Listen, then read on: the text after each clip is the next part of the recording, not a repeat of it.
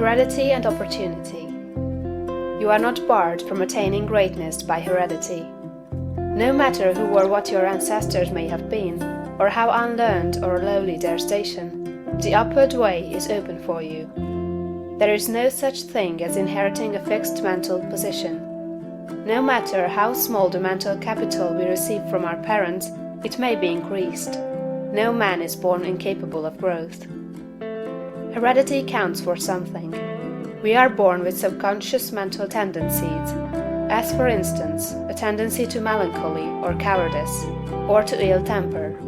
But all these subconscious tendencies may be overcome. When the real man awakens and comes forth, he can throw them off very easily. Nothing of this kind need keep you down. If you have inherited undesirable mental tendencies, you can eliminate them and put desirable tendencies in their places. An inherited mental trait is a habit of thought of your father or mother impressed upon your subconscious mind.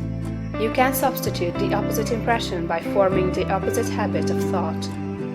You can substitute a habit of cheerfulness for a tendency to despondency. You can overcome cowardice or ill temper. Heredity may count for something too, in an inherited conformation of the skull.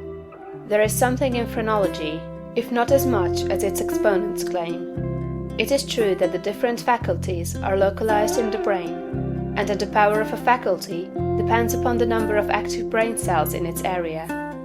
A faculty whose brain area is large is likely to act with more power than one whose cranial section is small.